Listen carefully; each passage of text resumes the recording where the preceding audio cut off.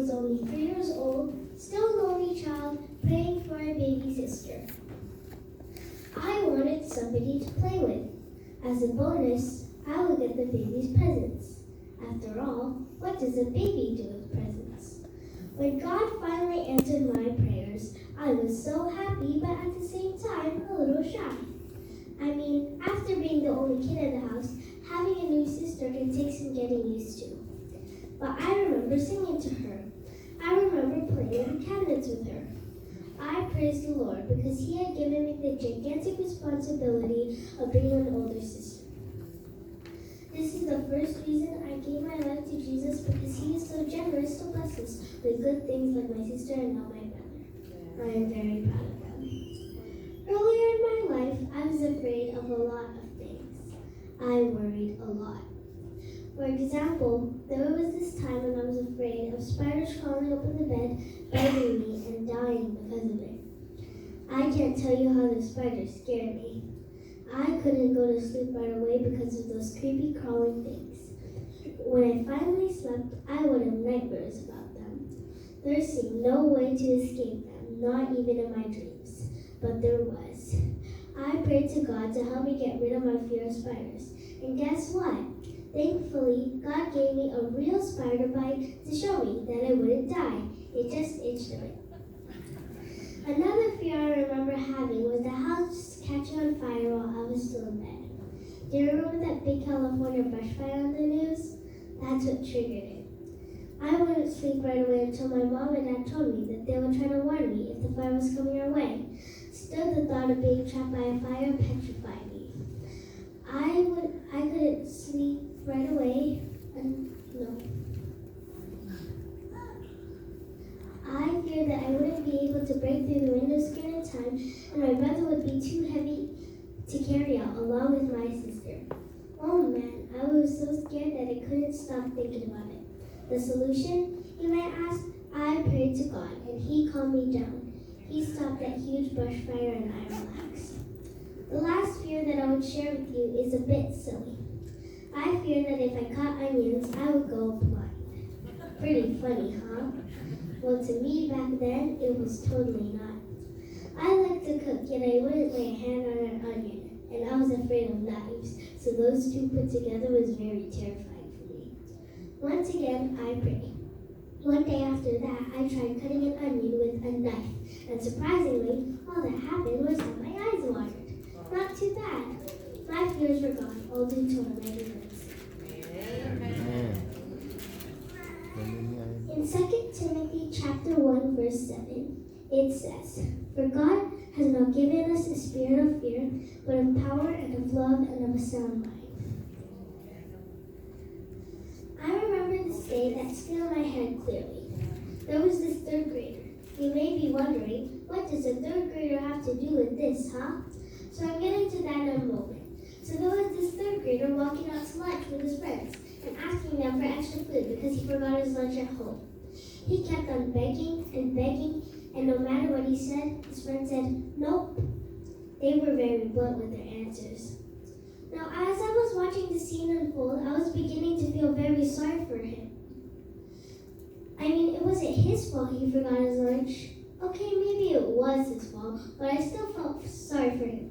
So I went into the cafeteria, bought him lunch, and gave it to him. His face lit up, and he said thank you, and that thank you meant a lot to me.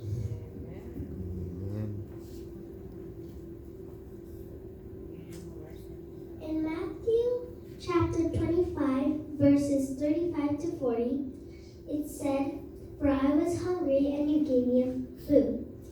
I was thirsty, you gave me a drink. I was a stranger, and you welcomed me. I was naked, and you clothed me. I was sick, and you visited me. I was in prison, and you came to me." Then the righteous will answer him, saying, "Lord, when did we see you hungry and feed you, or thirsty and give you a drink? And when did we see you a stranger and welcome you, or naked and clothe you? And when did we see you sick or in prison and visit you?" Then the king will answer them all, saying, "Truly I say to you, as I did it to one of the least, my brothers, you did it to me." Over 2,000 years ago, a man died on the cross, even though know he didn't do anything wrong. In fact, he lived a perfect life. Jesus died on the cross for me, which is the main reason I want to serve him and why I gave my life to him for the rest of my life. Thank you. Amen.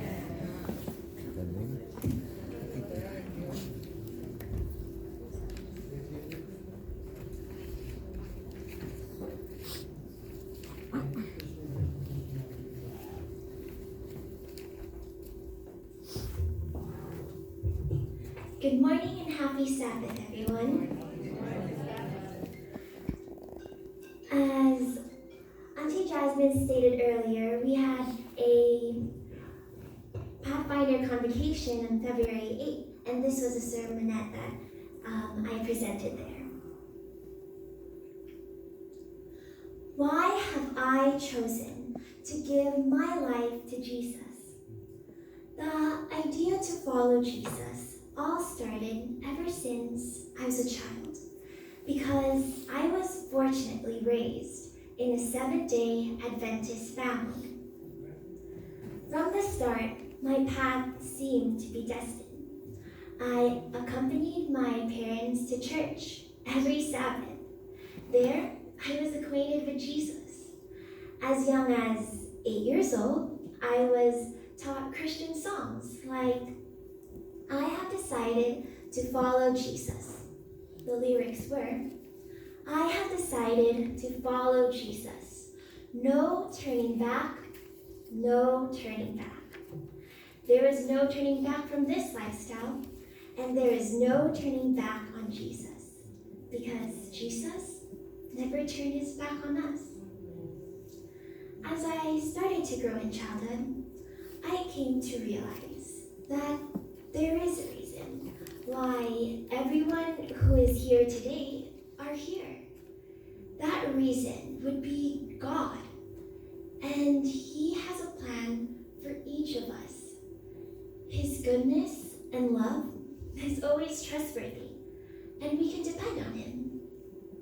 If he loves me so much, and he is inviting me to be his child, why wouldn't I give my life to him? He gave his own life for me to have life. So isn't it just right for me to give my life to him as well? These past few months, before I decided to submit the sermonette, the stresses of life became a taunting, haunting voice that would keep snickering in my head.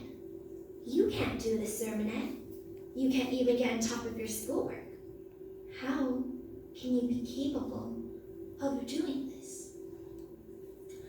Every day, the challenge presented itself. Why I shouldn't give the sermonette. Reasons why I should just give up and have less stress. Just like Jonah, I tried to run away from God's calling. Yes, God was calling me to share my testimony.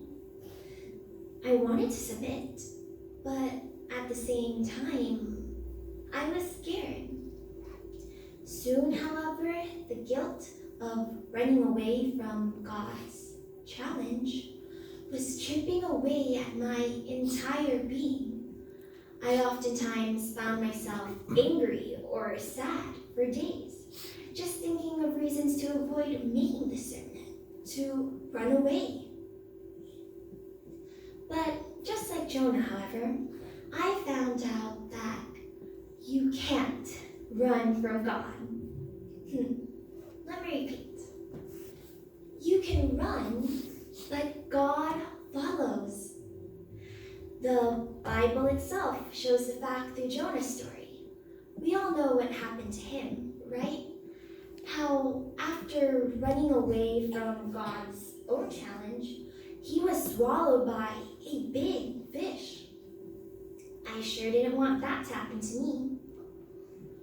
Suddenly, as if out of the blue, I remembered Deuteronomy 31, verse 8. It says, "The Lord himself goes before you and will be with you. He will never leave you nor forsake you. Do not be afraid. Do not be discouraged. Looks like the Bible is saying that there is no turning back, Audrey. Instead, Jesus' guidance will lead you. He cares for you and loves you, even when life seems tough. Knowing that the biggest blessing in my life is that my parents introduced me to Jesus.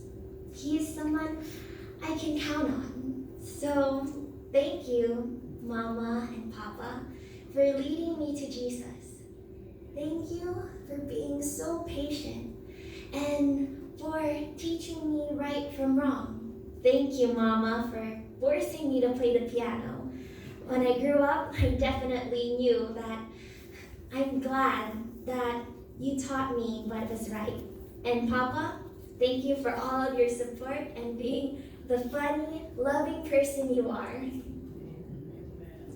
And now that I am a teenager, I have gained many new life experiences that has proven to me countless times that Jesus is real and he leads me in the direction best for me. Recently, I had a classmate who asked me through a text message, "Who is God?" I said a quick prayer, hoping I won't say the wrong words, and replied to him that God is good. And even though we don't physically see him, like our friends or grades on a report card, he is all the more real than the things in this world that are just temporary. The point is that God does exist, and through our personal relationship with him, we can feel his love and see his everyday miracles. Do you agree?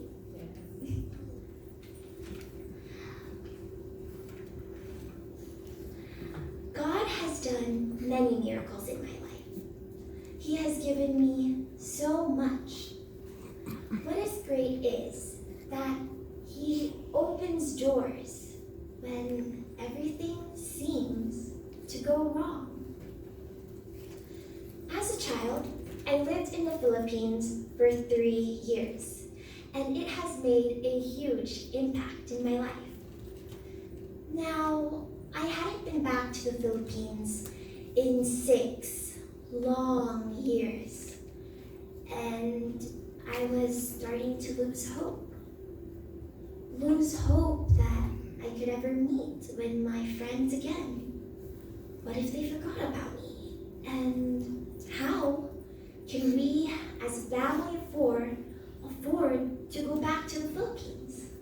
Every year it got canceled due to budget.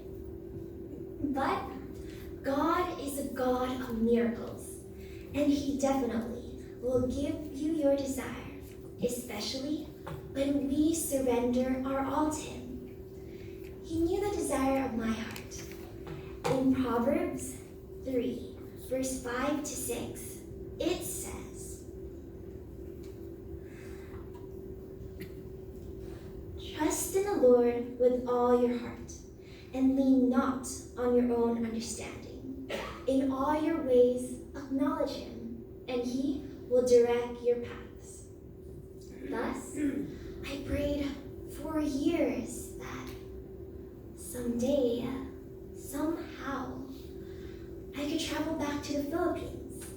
And after 6 years of waiting for God's perfect timing, last year, 2019, was that miraculous year when I finally got to see my prayers come to life. That's the great thing about our God. He is always with us. And when we give our lives to him, we gain peace and assurance in him. We gain this unbreakable bond with with Jesus. That's why I have given my life to Jesus, because there is an undeniable experience with His goodness and love. On my trip to the Philippines, every time my family went outside of our hotel room, the storms would stop. And whenever my sister and I were fast asleep, the rains would return. It was so uncanny. Even our tour guide remarked, "I prepared an umbrella for everyone, thinking that it was going to rain today. But it looks like there's a miracle." Another day in the Philippines, I was with one of my newly found friends when it started to rain profusely in the sky. Again, there was a storm. My 9-year-old friend seemed very scared that the rain would cancel our swimming trip. So she suggested, "Hey, let's pray about it. Maybe God will help us." So we knelt down and started praying. After a few minutes, nothing. The storm only seemed to grow harder. Disheartened, my young friend remarked, "Maybe God doesn't listen to our prayers after all." But as soon as she said that, 1, 2, 3 seconds, boom, the rain stopped. It was God who stopped the storm. Amen. Sometimes it happens when things don't go the way we plan. But, like a wise man once told me, let God do the planning. Yes, let God do the planning, because sometimes, many times, things don't go the way we plan. Even the Bible reminds us in Isaiah 55, verse 8. "For my thoughts are not your thoughts, neither are your ways my ways, declares the Lord." Remember though, the Lord has plans to help us prosper, plans to give us a future with hope and assurance. That is one of the greatest reasons why I have chosen to give my life to Jesus, because His planning, His perfect timing is always the best. And when we ask for something in prayer, I am always surprised to see that in His right time, Jesus answers the prayer with more blessings than I originally asked for. Back in my Philippines vacation, I asked God to help me meet with 1 or 2 elementary classmates. But I met one of my friends, and he helped me organize a successful elementary reunion. Like the multiplying blessings of the 2 fishes and the 5 loaves of bread, I didn't meet with just 1 classmate. I saw around 10. As you can see, blessings are always multiplying when our life is in God's hands. And that's why I have chosen to give my life to Jesus, because He never lets me down. And now I can finally genuinely sing, "I have decided to follow Jesus. I have decided to follow Jesus. I have decided to follow Jesus. No